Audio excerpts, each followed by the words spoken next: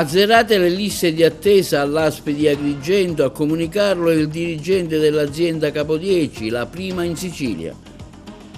Insoddisfatti i consiglieri comunali di Agrigento della Democrazia Cristiana per le risposte fornite sulle tante problematiche della città dal sindaco Miccichè nel corso della seduta di ieri del civico consesso.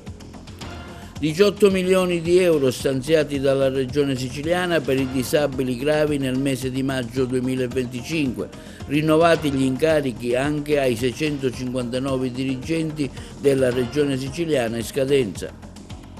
Seconda giornata di esami per gli oltre 4.000 studenti agrigentini, oggi tocca alle materie tecniche. Cosa hanno scelto ieri per le prove? La CGIL interviene sull'ulteriore infortunio sul lavoro che si è verificato a Menfi, le istituzioni sono immobili. Indagato il presidente dell'ARS Galvagno per ipotesi di corruzione, atto intimidatorio a un panificio di via Gramsci a Porto Empedocle, scomparso un favarese di 84 anni, Giuseppe Sordino, avviate le ricerche da parte della prefettura, moto rubata al sindaco di Montallegro Cirillo, atto intimidatorio al villaggio Mosè di Agrigento. Il Palermo Calcio ha un nuovo sponsor, è la Sicily by Car di Tragotto. Si celebra domani la festa internazionale del rifugiato, le iniziative dell'associazione Comete TS e del responsabile Agnello, che traccia anche un bilancio del fenomeno su scala nazionale.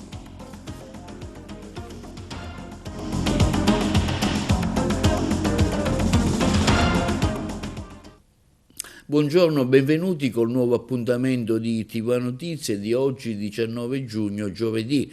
L'ASP di Agrigento azzera le liste di attesa per le visite e le prestazioni diagnostiche.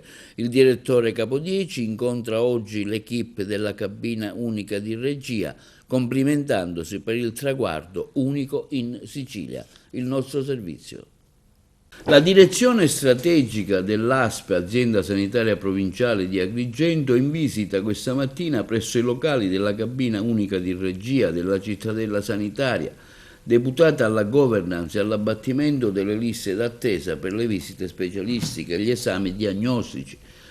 A margine della notizia trapelata dalla Regione Siciliana e rilanciata da diverse testate giornalistiche, secondo cui l'ASP di Agrigento è la prima e unica azienda sanitaria della Sicilia ad aver raggiunto lo storico risultato certificato di aver azzerato i tempi di attesa per le varie prestazioni. Il direttore generale Giuseppe Capodieci, insieme al direttore sanitario e amministrativo Raffaele Elia ed Ersilia Riggi, ha voluto incontrare lo staff di operatori, cui va dato il merito, attraverso un lavoro ingente e ben articolato, di aver centrato un obiettivo di primaria importanza per la qualità dell'assistenza erogata ai cittadini.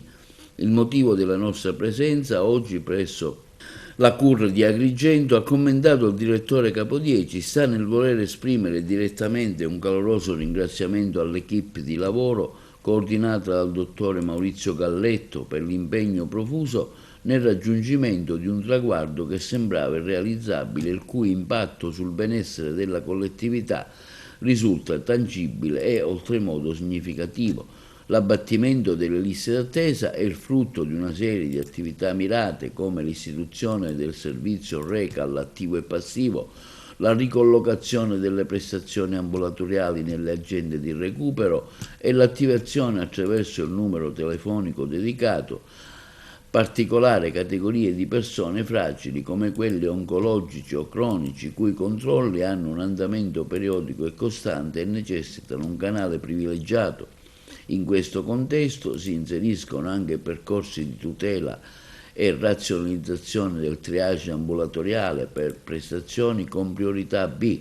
Vorrei sottolineare, conclude il direttore Capodieci, che questo traguardo ottenuto è anche grazie al ruolo centrale svolto dalla direzione amministrativa, attraverso l'impegno costante della dottoressa Ersilia Riggi, non rappresenta un punto di arrivo per l'ASP di Agrigento, ma concentreremo le nostre attenzioni sul consolidamento del risultato ottenuto per mantenere i livelli di efficienza raggiunti, verificando e sulla seduta del la Consiglio celerità Comunale di delle liste di Agrigento, attesa. avvenuta nella serata di ieri, si registra la posizione dei consiglieri comunali dell'ADC di Agrigento, affermando: Non siamo soddisfatti del Consiglio Comunale di ieri. Il sindaco non ha preso nessuna posizione politica, né ha preso le distanze da nulla, anzi ha affermato di essere sempre aggiornato su tutto.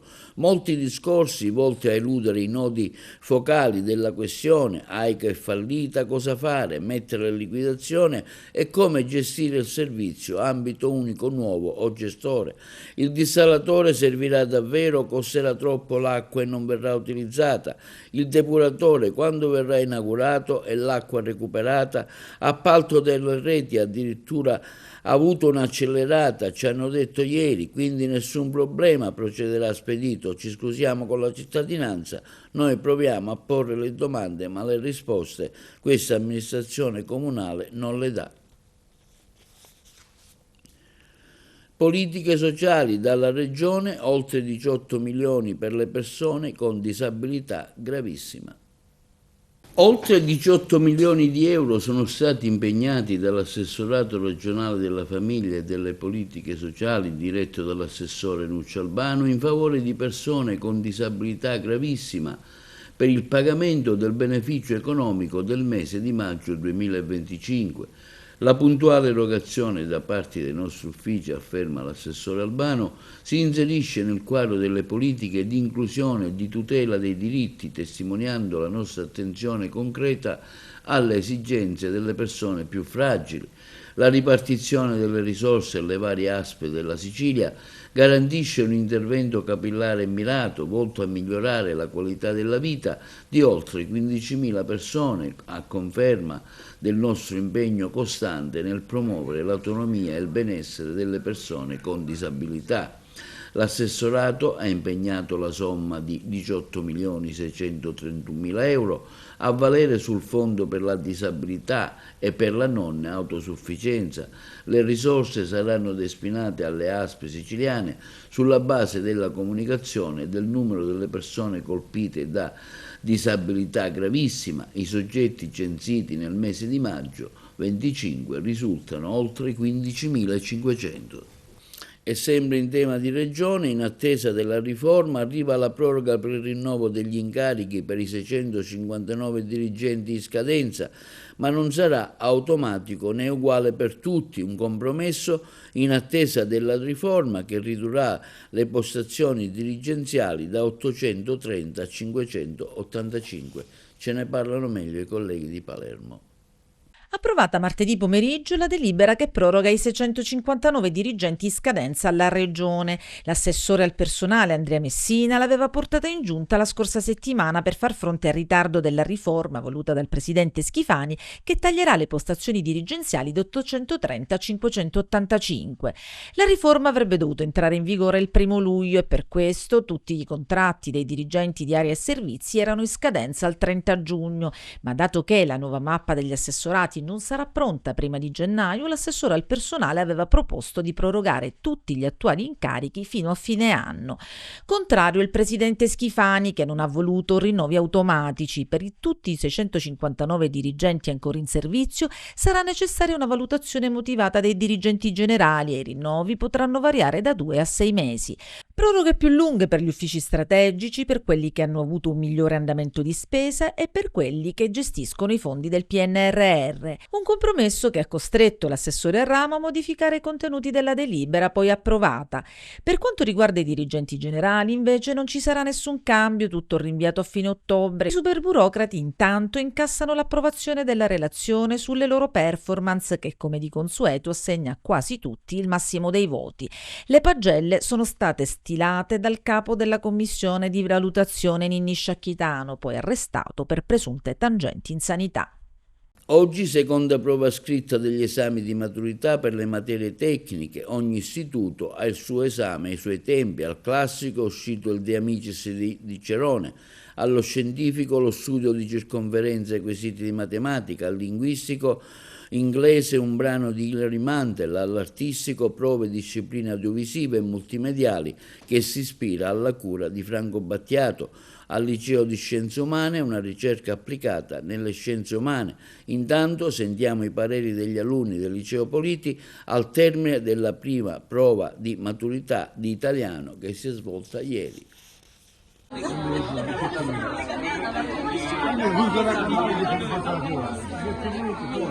Io ho scelto la traccia C1, Paolo Borsellino. Il testo di Paolo Borsellino, sì, è stato molto bello parlare di questa tematica. Ho discusso circa 4 colonne e mezzo. L'ho chiamato l'arte del non voler parlare. Ho fatto anche riferimenti latini su Quintiliano, Tacito, apprezzati anche dalla professoressa. Io sono un appassionato di questi argomenti, infatti la mia scrittura è stata più che altro una sorta di critica alla società odierna che non si interessa di queste cose. Quindi ho parlato anche in modo, diciamo, pesante su certe cose, criticando la società e i ragazzi di oggi. A1, Pierpaolo Pasolini. Quindi dall'analisi del testo di una sua poesia, poi si va a fare anche un testo di produzione, è andato abbastanza bene. Io mi sogno nel cassetto, vabbè, sarebbe bellissimo creare un'azienda propria, ma ovviamente non è facile, manteniamo i piedi, diciamo, per terra e prima si studia, poi vediamo cosa si può fare. Il Politi mi lascia tante esperienze, io sono stato rappresentante d'istituto, quindi ho imparato tanto in questi anni, ho avuto l'opportunità di avere dei rapporti non solo con i ragazzi ma anche con la presidenza, con i vicepresidenti e molti professori che mi hanno insegnato tanto, anche i collaboratori scolastici, avendo un rapporto stretto mi hanno insegnato tanto, oltre dal punto di vista culturale ho imparato tanto dal punto di vista umano. Ho scelto la traccia del B2 che parlava del rispetto, secondo me era il tema più facile, per questo ho scelto questa traccia. Sono stati 5 anni bellissimi, devo dire che ci siamo divertiti parecchio, mi mancheranno soprattutto i miei compagni, ma tutte le esperienze che abbiamo fatto devo dire che mi rimarranno impresse. Professori pure, ci sono quelli che mi mancheranno di più, quelli che mi mancheranno un po' di meno, però alla fin dei conti mancheranno pure loro. Dopo spero di entrare in polizia, farò il concorso, speriamo bene, spero vada tutto bene. La B1 tratta della propaganda, ho fatto un'argomentazione sulla propaganda, contro la propaganda e quelle che sono magari il suo utilizzo nelle dittature o negli stati autoritari. Io andrò a Palermo a fare l'università di lettere moderne, ho iniziato a fare il professore di italiano in futuro, preferibilmente in un liceo. Lascio qui un pezzo di cuore secondo me perché ci siamo divertiti tanto negli anni e mi mancherà, sì, tanto, soprattutto a livello più che scolastico, i rapporti con le persone, le amicizie e anche il rispetto verso i professori. Secondo me la più facile poteva essere quel rapporto con i giovani, trattato da Borsellino, appunto il collegamento con la mafia, ma non avevo molto di cui trattare, avevo paura di cadere nella banalità. Quindi... Ennesima tragedia sul lavoro a Menfi, dove un giovane operaio è rimasto fulminato. La CGIL denuncia l'immobilismo delle istituzioni di servizio. Ancora una morte sul lavoro, ancora una giovane vita spezzata. Mentre si svolgeva il proprio dovere a Menfi, un giovane operaio è rimasto fulminato, vittima dell'ennesimo episodio che mette a nudo le drammatiche fragilità del nostro sistema di prevenzione e di sicurezza. Ad affermarlo è la CGIL di Agrigento, che con profondo cordoglio esprime vicinanza alla famiglia del lavoratore e denuncia con forza l'inaccettabile immobilismo delle istituzioni ai vari livelli, che continua la CGIL, a ignorare l'emergenza quotidiana che si consuma nei luoghi di lavoro. Il governo nazionale resta inerte, incapace di affrontare con strumenti legislativi adeguati una strage silenziosa che colpisce i più deboli, i più esposti, i meno tutelati. Intanto si alimenta la sfiducia dei cittadini nelle istituzioni, si svuota il senso del diritto democratico di partecipare, come ha dimostrato la scarsa affluenza al referendum promosso dalla CGIL, che non ha raggiunto il quorum del 50% degli aventi diritto. Denunciamo con forza anche l'evidente carenza di formazione per gli operai, una lacuna che troppo spesso si tragiude in tragedia. Non si può più tollerare che la sicurezza sia considerata un costo da tagliare invece che un diritto da garantire. Alla Regione Siciliana, continua la nota della CGIL di Agrigento, chiediamo conto delle promesse mancate, si annunciano nuove assunzioni, dopo quelle all'Ufficio per il Lavoro si parla di 1.400 nuovi ingressi nei vari dipartimenti, ma da oltre 20 anni si bandisce un concorso per assumere ispettori del lavoro con le competenze necessarie. Ad Agrigento, su una dotazione organica prevista di 49 ispettori del lavoro, ne sono effettivamente in servizio solo 6, di questi appena 4 risultano operativi e al netto delle assenze legittime sono poco più di 3 le unità realmente attive sul territorio. Questa situazione è inaccettabile, servono azioni concrete, immediate, strutturali, basta annunci, basta immobilismo, la sicurezza sul lavoro, continua la nota della CGIL, è un diritto costituzionale, non un optional da garantire a fasi alterne. Il presidente dell'Ordine degli Ingegneri di Agrigento, Furioso, rivolge un accorato appello agli enti della provincia di Agrigento e ai 43 comuni affinché colgano con tempestività l'importante occasione offerta dal PNR per la promozione delle fonti rinnovabili e la costituzione delle comunità energetiche rinnovabili. Il presidente dell'Ordine degli Ingegneri della provincia di Agrigento rivolge un accorato appello a tutti gli enti territoriali della provincia di Agrigento, con particolare riferimento ai 43 comuni, affinché colgano con tempestività l'importante occasione offerta dal PNRR per la promozione delle fonti rinnovabili con la costituzione delle comunità energetiche rinnovabili. Grazie allo specifico programma di incentivi previsti dal Governo con un plafond di oltre 2 miliardi di euro stanziato fino al prossimo novembre, si offre una straordinaria opportunità sia per gli enti pubblici che per i cittadini e le imprese del nostro territorio e i vari professionisti. Il sistema premiale prevede dei contributi a fondo perduto e incentivi in conto gestione destinati a chi costituisce o aderisce a una CER con vantaggi concreti e immediati per tutti gli aderenti. In particolare, ricorda il Presidente dell'Ordine degli Ingegneri, i membri delle comunità energetiche rinnovabili possono beneficiare di un incentivo che può arrivare sino a una decina di centesimi di euro per ogni kilowatt autoconsumato condiviso all'interno della stessa comunità. Assume particolare rilevanza la possibilità che in caso di partecipazione di soggetti pubblici come i vari comuni e gli enti del terzo settore con finalità umanitaria alle CER è possibile accedere ai livelli di incentivo ulteriormente maggiorati. Le comunità energetiche rinnovabili hanno quindi il duplice obiettivo di salvaguardare l'ambiente, ridurre le emissioni climalteranti, valorizzare le energie rinnovabili attraverso la condivisione dell'energia prodotta localmente, creando al contempo reti solidali di mutuo vantaggio tra produttori e consumatori. L'adesione alla CER è semplice e non vincolante, basta una formale comunicazione di adesione. Parametri, le possibilità di recesso resta sempre garantita. L'ingegnere Furioso approfondirà queste tematiche durante il convegno organizzato dall'Ordine degli Ingegneri della provincia su proposta della BCC Agrigentino, che avverrà venerdì mattina a partire dalle ore 9 al Teatro Pirandello di Agrigento. Passiamo a un'ampia cronaca. Il presidente dell'Assemblea regionale siciliana Gaetano Galvagno dei Fratelli d'Italia è indagato a Palermo con l'ipotesi di corruzione. All'inizio dell'anno Galvagno aveva ricevuto l'avviso di proroga delle indagini e ha chiesto di essere sentito dalla procura. Il pubblico ministero, titolare del fascicolo, lo ha sentito 2 settimane fa. Galvagno avrebbe fatto in modo che venissero assegnati i fondi nel dicembre 2023 a 2 imprenditori che in cambio avrebbero dato incarichi ai suoi collaboratori, ma ce ne parlano più approfonditamente i colleghi di Trapani. Corruzione in cambio di utilità. Il presidente dell'ARS, Gaetano Galvagno, è indagato dalla Procura di Palermo per 2 finanziamenti risalenti al 2023 per un totale di 300.000 euro. Quella che risuona come una vera e propria bomba politica la si apprende tramite quotidiani online stamane. Secondo le accuse mosse già lo scorso anno dei sostituti procuratori Andrea Fusco e Felice De Benedettis, in base ad indagini delegate alla Guardia di Finanza, Galvagno avrebbe ottenuto incarichi professionali in realtà mai svolti per la sua portavoce Sabrina De Capitani e per il suo addetto stampa Salvatore Pintaudi, a fronte di finanziamenti rilasciati dalla Regione.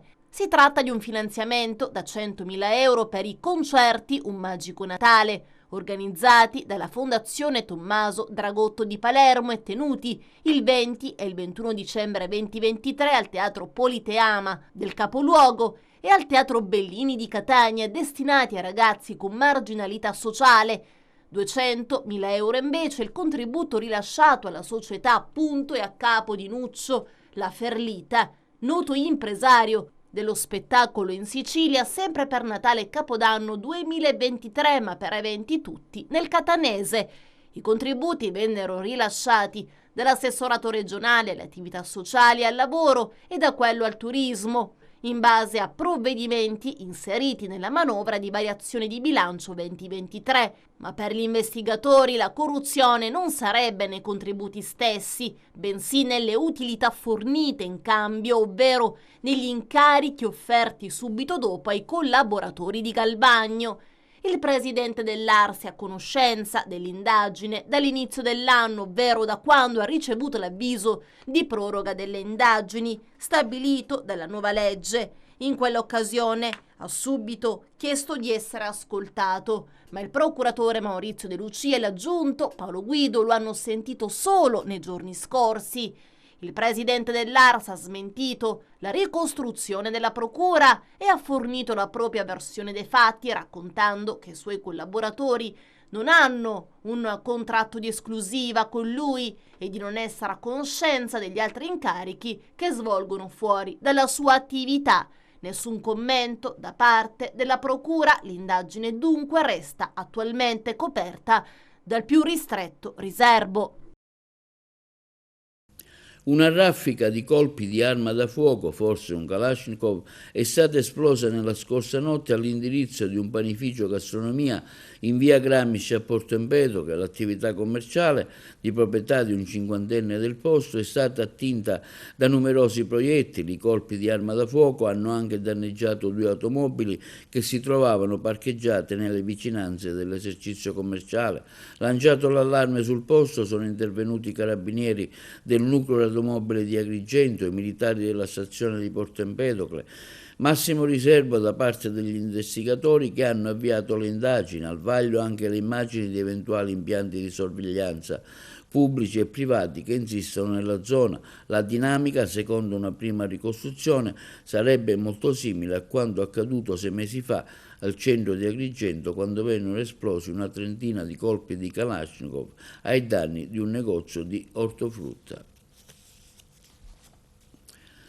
E un anziano di Favara si è allontanato da casa senza fare ritorno. La prefettura di Agrigento ha attivato il piano di ricerche per le persone scomparse. I carabinieri stanno effettuando delle ricerche nel territorio favarese. Si tratta del pensionato Giuseppe Scordino, di 84 anni. Il servizio.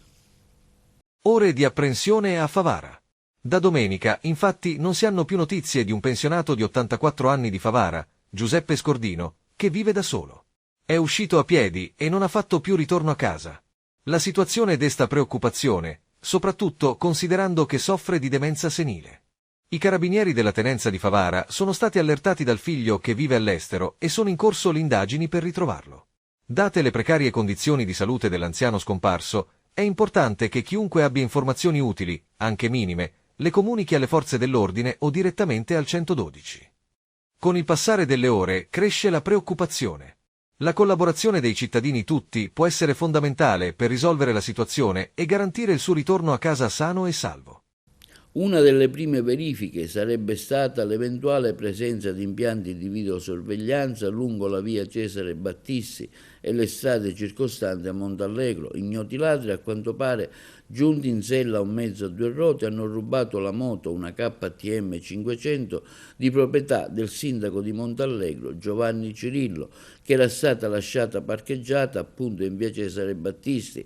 L'amara scoperta al momento di riprenderla, il primo cittadino Cirillo, altro non ha potuto fare che denunciare tutto ai carabinieri della stazione cittadina. I militari dell'Arma hanno subito avviato le indagini per cercare di identificare i malviventi. È un atto intimidatorio al villaggio Mosè di Agrigento. Il servizio. Inquietante episodio certamente di natura intimidatoria al villaggio Mosè di Agrigento. 2 cartucce sono state lasciate sul parabrezza dell'auto di un disoccupato 45enne di Agrigento, nel quartiere di Villaggio Mosè. Il grave gesto intimidatorio è stato denunciato ai carabinieri, che dopo aver avvisato la Procura della Repubblica di Agrigento, hanno avviato le indagini per cercare di individuare i responsabili. Le 2 cartucce di pistola, entrambe inesplose, sono state consegnate, dalla vittima dell'intimidazione, agli investigatori. Le indagini mirano a fare luce sull'inquietante messaggio, sicuramente intimidatorio, e con molta probabilità un vero e proprio avvertimento. In mancanza di certezze, tutte le altee ipotesi restano valide. I militari dell'Arma hanno sentito la vittima per verificare se ha o meno dei sospetti su qualcuno. Era stata arrestata dalla polizia lo scorso novembre dopo essere stata sorpresa in casa con 66 grammi di cocaina nascosti all'interno di un ombrello. Maria Varello, 54 anni, di Agrigento, è residente a Porto Empedocle, evita un vero e proprio processo e patteggia la condanna a 2 anni di reclusione con il beneficio della sospensione condizionale della pena. L'accordo tra l'accusa e la difesa è stato ratificato dal giudice del Tribunale di Agrigento Giuseppe Zampino. I poliziotti, nel corso della perquisizione, trovarono a suo tempo la droga e arrestarono la donna con l'accusa di detenzione ai fini di spaccio di sostanze stupefacenti.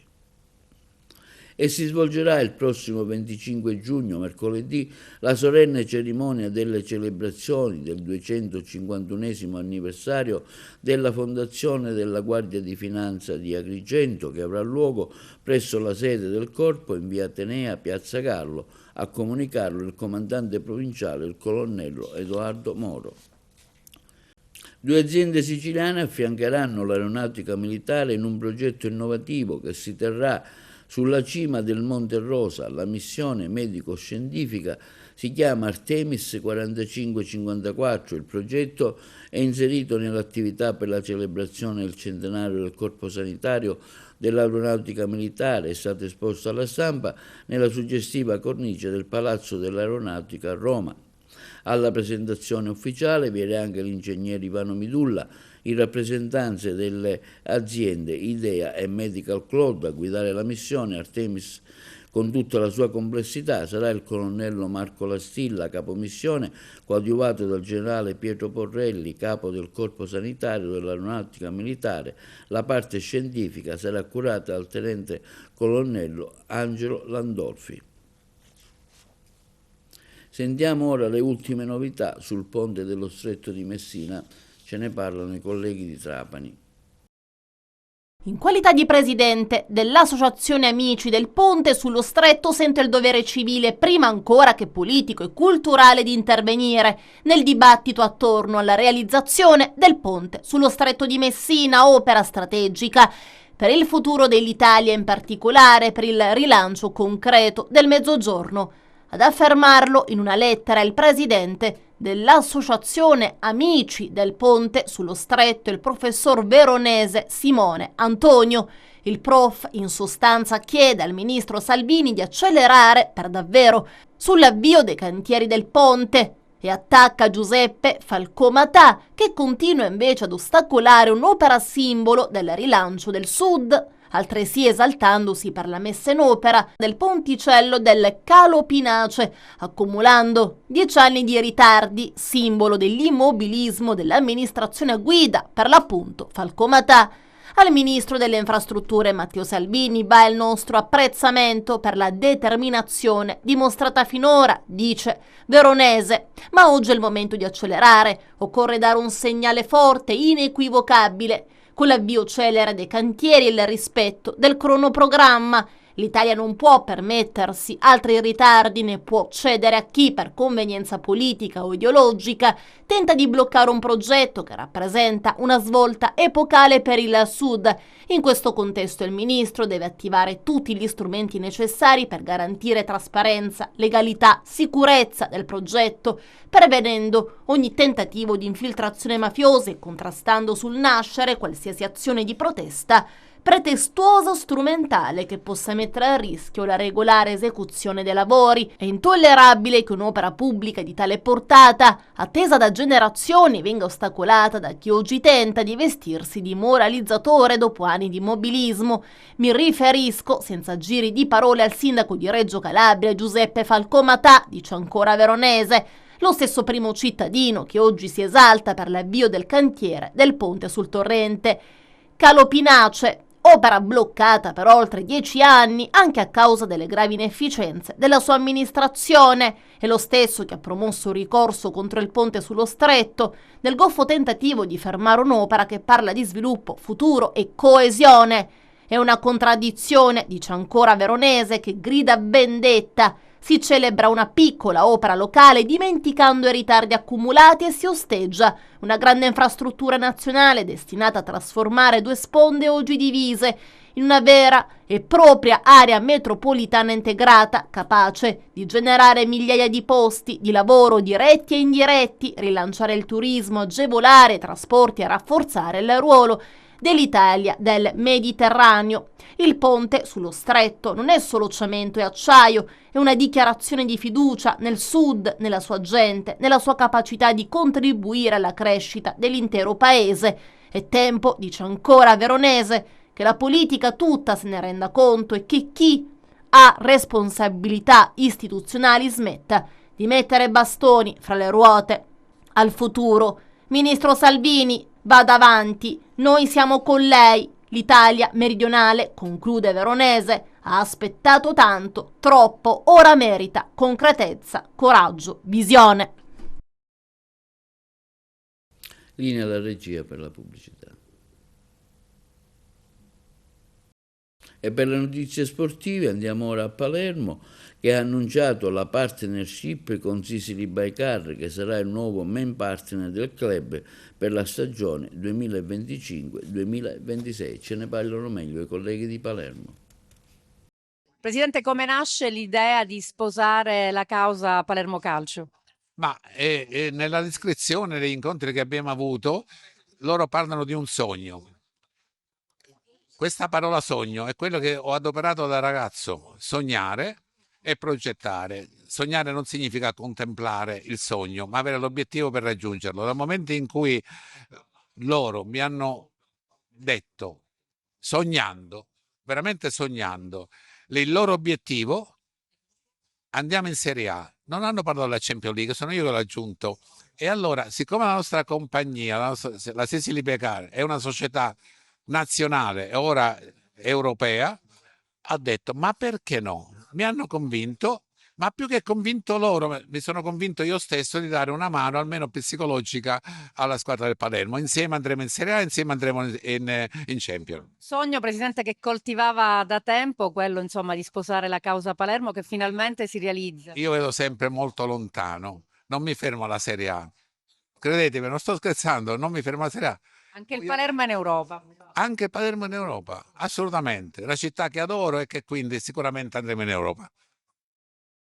Si celebra domani 20 giugno la giornata mondiale del rifugiato. Sentiamo in merito Emilio Agnello dell'associazione Cometa ETS che gestisce l'accoglienza nei centri SAI di Racalmuto, Comitini e Santa Elisabetta dei richiedenti asilo in Italia. Emilio Agnello a ETS Cometa di Agrigento, giorno 20 si celebra la festa internazionale del rifugiato. Ecco, voi organizzerete al solito diversi momenti, diverse attività. Sì, il 20 di giugno, come ogni anno, si celebra la giornata mondiale del rifugiato. Questo è un momento di riflessione sulle tematiche appunto delle persone che sono in cerca di rifugio. Diciamo che la tematica del rifugiato ogni anno assume delle caratteristiche ben specifiche, ma quest'anno, stante diciamo, le continue tensioni e nuove tensioni internazionali che in questi giorni stanno un po' preoccupando tutta la comunità appunto internazionale, assume forse un significato ancora più particolare. L'attività in specifico della Giornata Mondiale del Rifugiato qui in provincia di Agrigento è un'attività appunto che viene svolta grazie ai progetti del sistema di accoglienza e di inclusione del Ministero dell'Interno che in collaborazione con l'ANCI, l'Associazione Nazionale Comuni Italiani e l'UNHCR gestiscono la rete appunto di accoglienza dei richiedenti asilo in Italia. Proprio in questi giorni è stato presentato a Roma il rapporto del SAI, delle attività del SAI per l'anno 2024 e i numeri appunto delle persone che sono accolte in questo momento in Italia grazie a questa rete sono circa appunto 55.000 beneficiari che sono assistiti nei comuni italiani. I comuni italiani che sono coinvolti in questa rete nazionale sono 1968, dunque tenuto conto appunto che i comuni in Italia sono poco più di 8.000, capite bene che 2.000 comuni che gestiscono dei progetti di accoglienza è un numero veramente considerevole, dunque un quarto dei comuni italiani è interessato appunto a questi progetti di accoglienza. E tra l'altro questi progetti di accoglienza danno anche occupazione a circa 25.000 persone su tutto il territorio nazionale, vuoi operatori dell'accoglienza, vuoi mediatori culturali, assistenti sociali, psicologi, legali, coordinatori di progetto e poi tutte le attività appunto connesse alla contabilità e alla rendicontazione di questi progetti che hanno delle durate da due biennali o triennali, dipende appunto dall'annualità. Interessante è il fatto dunque che circa sugli enti locali appunto interessati da questi progetti sono circa 737 ed evidentemente poi ci sono il numero appunto dei comuni che è di più è proprio perché ci sono diversi progetti che sono gestiti da unioni di comuni o comunità montane che hanno appunto dei gruppi numerosi di comuni al proprio interno. È interessante appunto dire che circa il 9% di tutti i posti sono occupati da cittadini europei, il 62% da cittadini provenienti dall'Africa e il 27% dai cittadini provenienti dall'Asia, in gran parte appunto provenienti dal Bangladesh. Dunque questa rete è una rete che diciamo dà un'accoglienza per circa il 20% dei richiedenti asilo, poi abbiamo circa il 16% che è già in possesso di un permesso di protezione speciale o sussidiaria e poi circa il 15% ha proprio il vero e proprio status di rifugiato, che è appunto il massimo della protezione che un beneficiario può.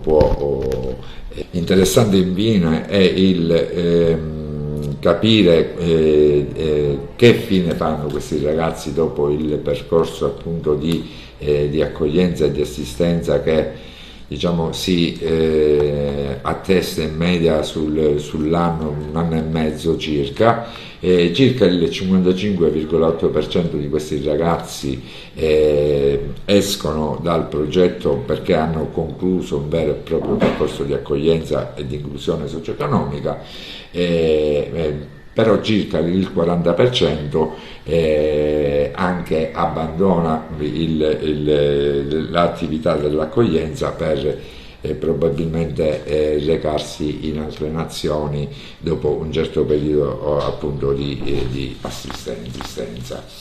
È evidentemente tutta questa rete funziona oltre ai comuni a tutta una serie di enti attuatori che sono circa 518 gli enti attuatori che gestiscono i progetti su tutto il territorio nazionale, enti attuatori appunto che sono degli enti che non hanno scopo di lucro e che dunque possono diciamo o sono degli enti del terzo settore o delle associazioni o delle ONG o comunque senza scopo di lucro.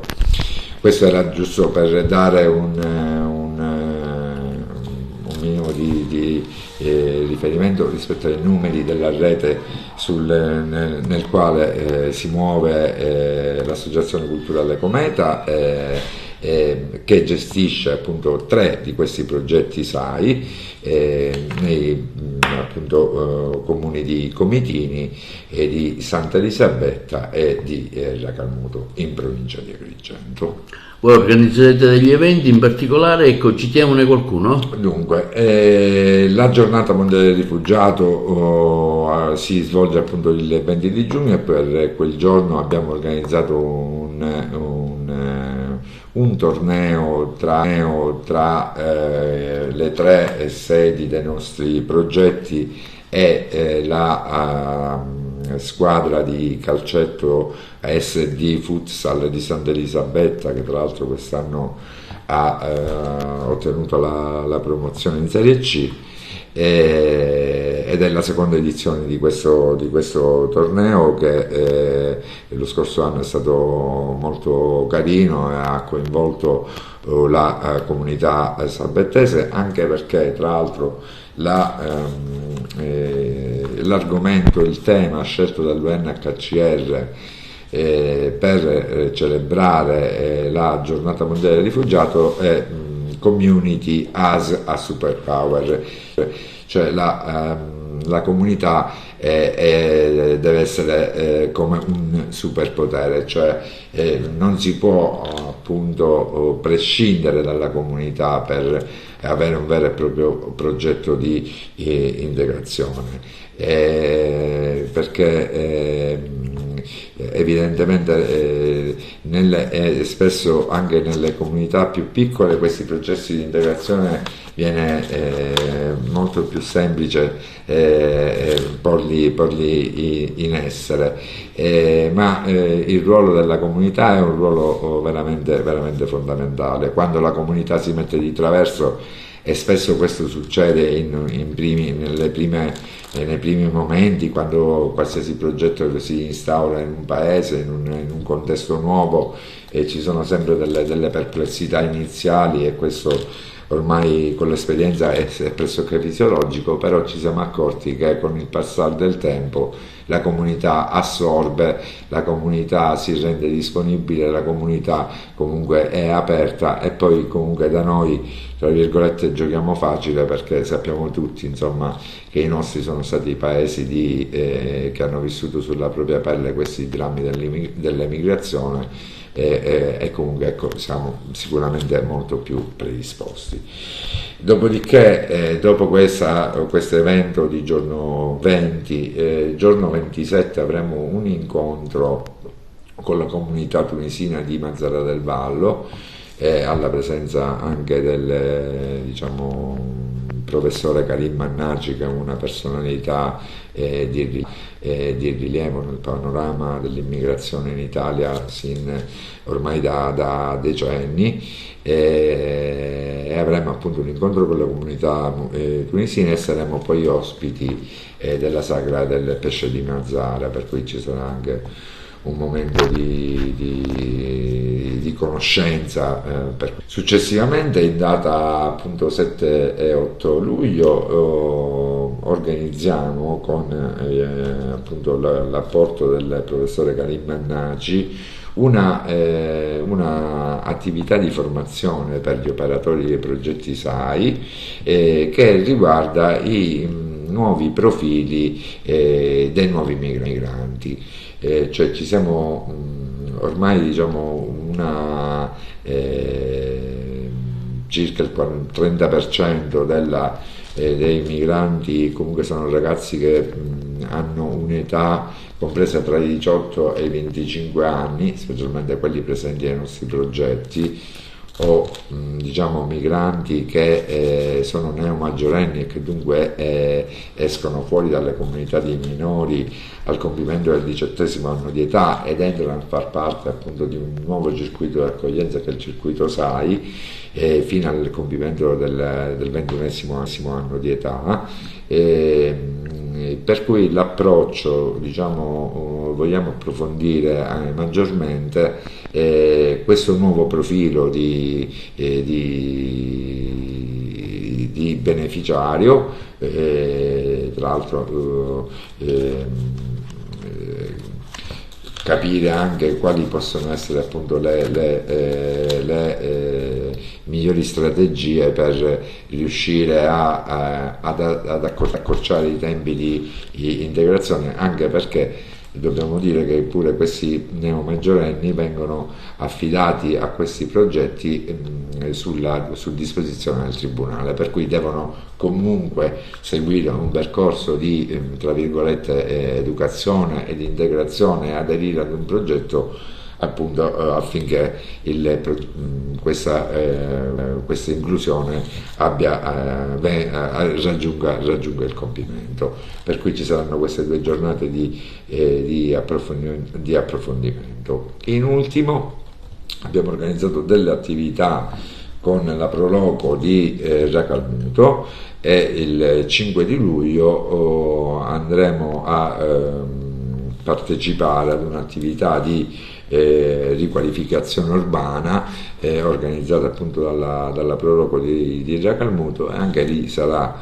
un ulteriore momento di coinvolgimento della comunità e dei nostri beneficiari. Questo è un po' il programma di questa attività della Giornata Mondiale del Rifugiato. Si innesta in realtà in un contesto internazionale veramente preoccupante, difficile. Non ci aspettavamo questi ulteriori fronti di guerra che hanno colto un po' tutti di sorpresa, e l'auspicio è quello che prevalga il buonsenso e prevalga appunto la diplomazia, perché non pensavamo veramente di doverci misurare nuovamente con situazioni così delicate e così. E questo è tutto per TV Notizie di oggi. Vi ricordiamo che i nostri programmi si possono vedere in tutta Italia sul canale 268 del digitale terrestre, per chi ha le smart TV, in streaming sul sito www.televideoagrigento.tv, e il telegiornale sul canale 93 di Video Sicilia alle 15 e alle 20, con replica la mattina alle 9. Inoltre i nostri servizi si possono visionare sul canale YouTube di TVA Televideo Agrigento. E questo è tutto per oggi e vi auguriamo una buona serata.